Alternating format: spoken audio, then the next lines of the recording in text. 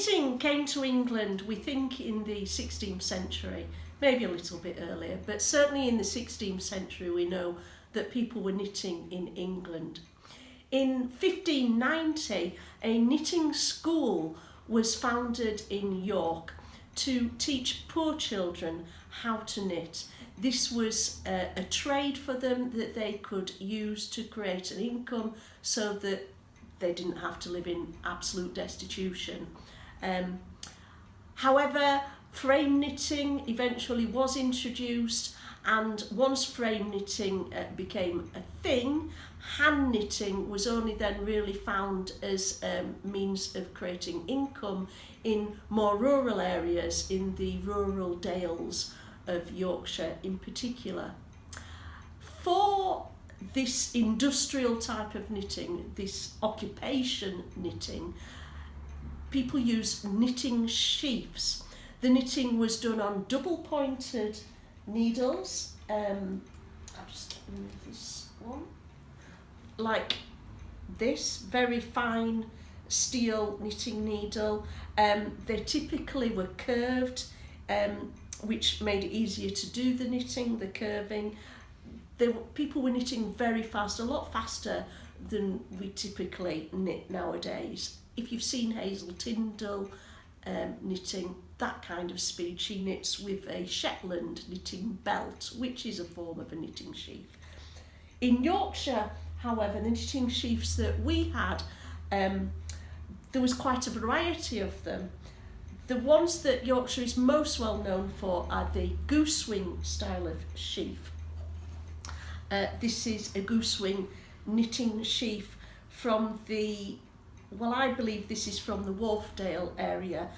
I've been to the Folk Museum in Wharfdale, where the curator told me that the knitting sheaths in that museum had all been given to the museum by local people, and they were typically of this type, quite a curved goosewing style, very plain, no carved decoration on them other than perhaps a bit of turning on the haft. So I think this is most probably a Wharfdale knitting sheath. It's very like those they have in the Wharfdale Museum.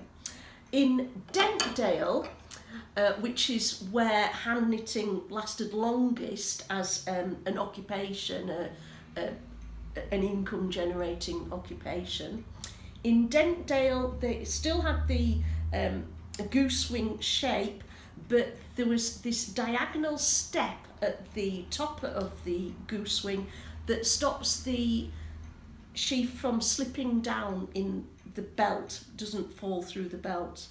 The knitting sheaths of this style, goosewing style sheaths, were typically held at the right hand side of the knitter against the hip, and so they're curved on the back to accommodate the hip, to shape themselves around the hip. So this is the Dentdale one, turned haft, goosewing, dagger style shaft. Then in Wensleydale and Swaledale, this is a variety of sheath that comes particularly from those areas.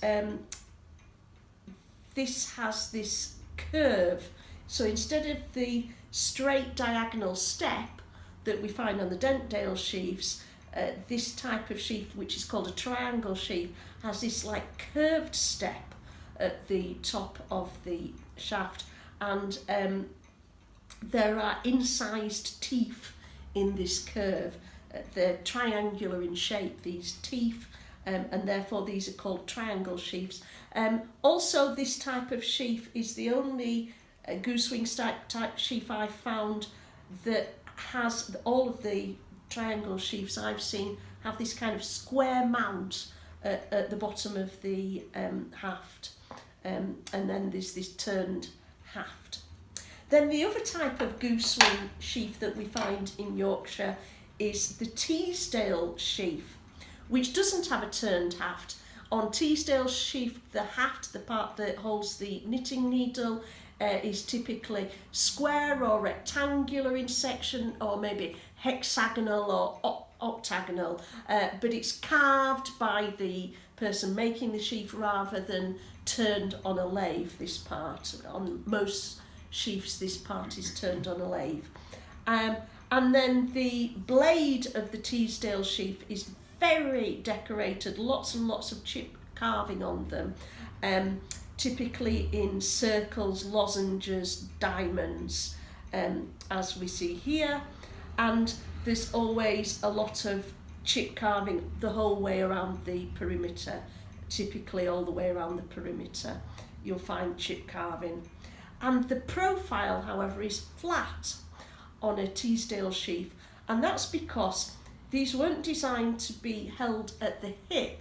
Teesdale sheaths were designed to be held under the arm, in the armpit, and I believe this is the origins of what we now call pit knitting in the 20th century, and still today a lot of older knitters hold their knitting needles. They use very long knitting needles, not double pointed ones, they're the ones with the knobble on the end, and the knobble sits in the armpit or behind the armpit, and that's how they hold their knitting needle to support it. Then we've got the Clapdale knitting sheaths. This is my favourite, of course, because this is the only knitting sheath I have that has my name on it. This wasn't made for me, this is an antique one. Somebody with my name, Anne, owned this sheath. I think it's probably early 19th century, maybe 18th century.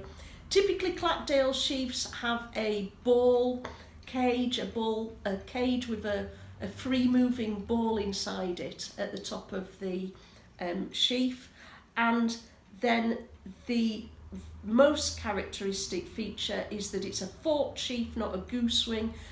It's like a peg, but one of the forks in the peg is shorter than the other. That's the one that sits behind the belt, and the longer prong sits in front of the belt. And again, this sits at the knitter's hip at the side.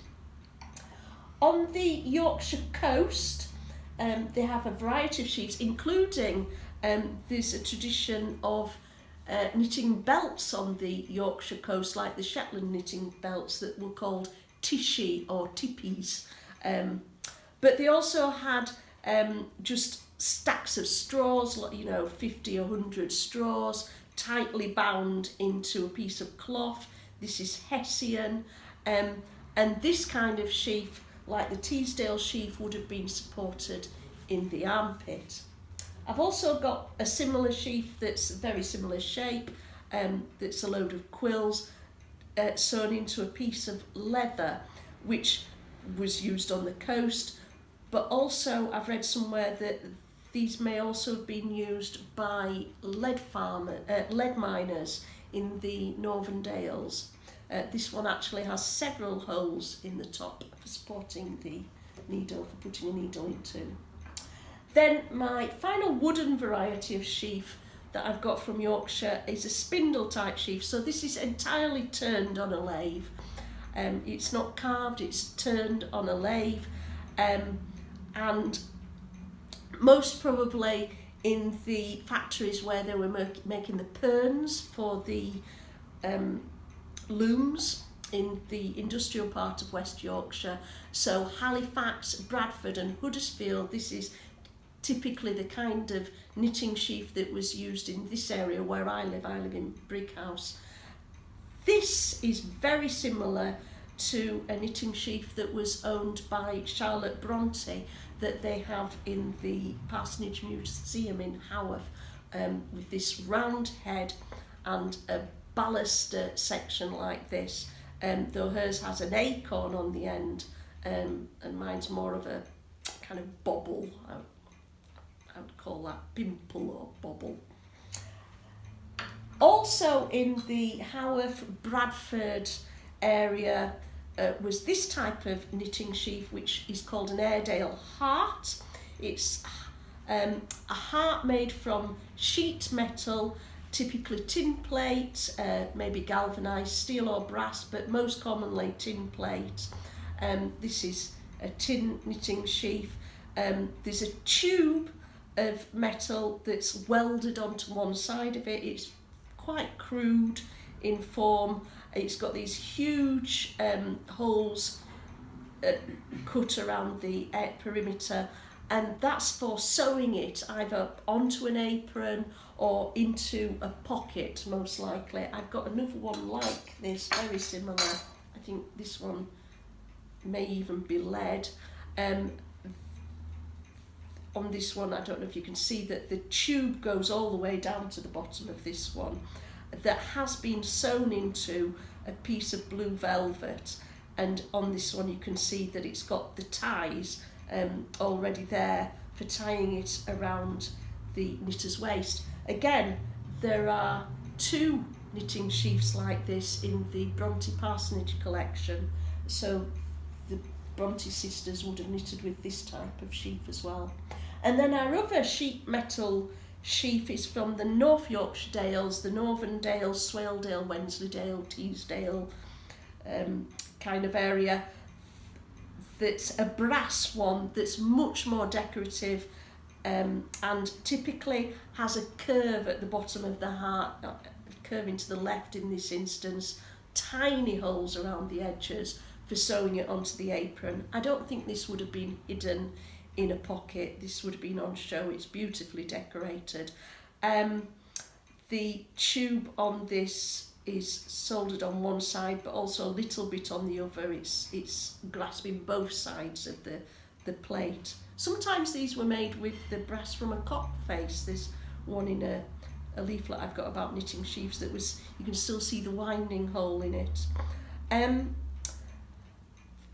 Heart-shaped sheaths, metal heart-shaped sheaths, I think is what appears in a picture that we've got painted in 1814 by George Walker for his book Costume of Yorkshire, where he shows the Wensleydale knitters, and one of the girls in that picture is sitting on the market cross, and she's got a little pink cloth heart at her side, which lots of people would just interpret as a pocket, but I think is probably actually a knitting sheath hanging at her side. So there's the type of knitting sheath that was held under the arm, but most knitting sheaths were held at the side. This is a reproduction knitting sheath. I've got a modern one actually. So it tucks into my belt at the side, just like that, and then it stays there, properly supported, and then the knitting needle goes into it like this, and then there I am, there's my working yarn. I'm going to look a little bit awkward because I'm actually left-handed and I'm knitting right-handed for this demonstration. So that's it. It supports the working needle while I'm working. I've dropped a stitch, but we'll ignore that. And it means that my hand's free to manipulate the yarn, and it supports the weight of the knitting as well. If I suddenly need to stop knitting to rock the cradle or stir the pot, I can just let go and it stays there on my needles, hanging there, ready for me to pick up again when I need to. That's it. Thank you very much, everybody.